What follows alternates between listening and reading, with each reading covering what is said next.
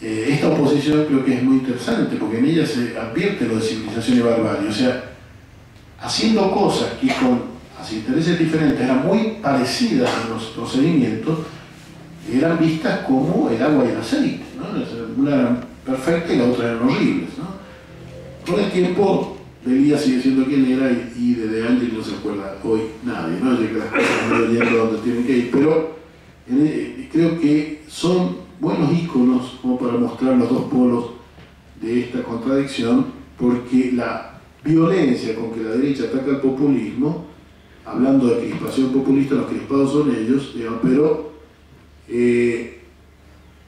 en tanto ellos niegan la legitimidad del conflicto, digamos, ¿no? Porque precisamente no enfrentan nunca el conflicto y por lo tanto lo que hacen es dejar gobernar a los poderes fácticos.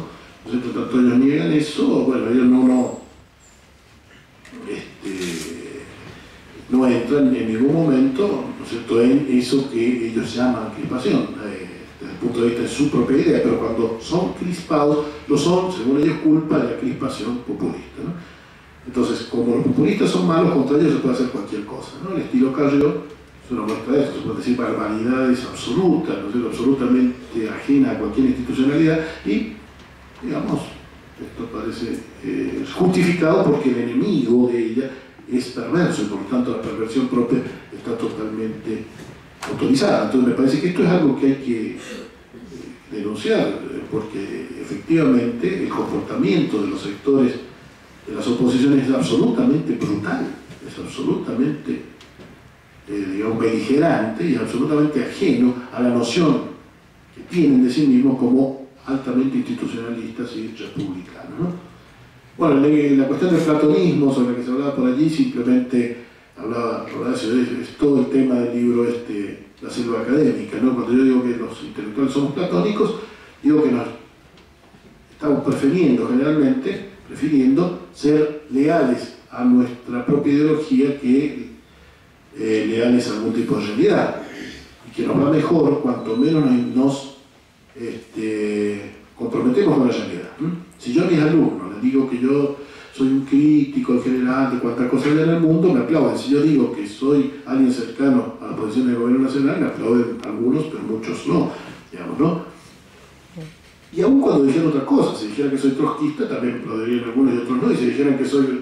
Es decir, lo mejor para ser un intelectual crítico es no hacer nada políticamente.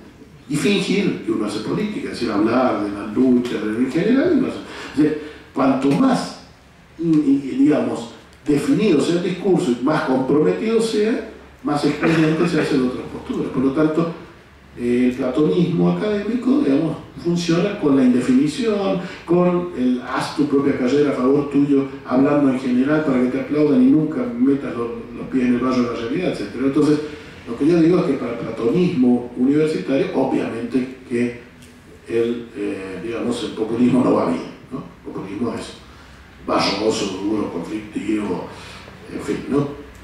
Y bueno, una última referencia a algo que señalaba Eduardo, muy interesante el tema de cómo plantea la cuestión del concepto de populismo, porque es paradójico, ¿no? Es un concepto muy exacto desde el punto de vista formal, es como casi matemático, abstracto, como decía, como estos dibujitos que hay en su libro, y por eso mismo es muy amplio y vago finalmente en el momento de la aplicación, que también lo decía Horacio, ¿no? Es una gran teoría que luego los ejemplos parecen como por debajo del nivel en que está expuesta la teoría, ¿no?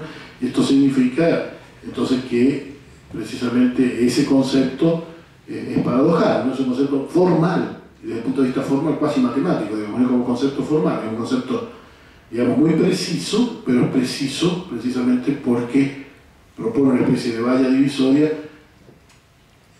digamos, en ambos lados de la valla lo que queda es demasiado grande y luego entonces al aplicarlo en los casos concretos tiene toda una serie de dificultades, ¿eh? Pero sin embargo, al libro La razón populista le debemos mucho y bueno, esto aquello de los dos Laclau realmente da para pensarlo mucho, así que no lo vamos a ver acá, pero digo, sí, hay sin duda continuidades en las rupturas y rupturas en la continuidad, así que sin duda uno puede ver desde un lado o del otro, ¿no es cierto?, si hay o no estos dos mercados, ¿no? Así que bueno, yo finalizo aquí, les agradezco muchísimo la presencia para los que vivimos en provincia, entonces dentro del campo, en el sentido de Burguía de campo, somos periféricos, digamos, ¿no? Vivimos un poco fuera del mapa.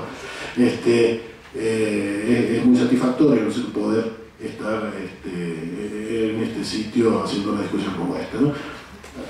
Así que bueno, muchas gracias y le paso la palabra a María.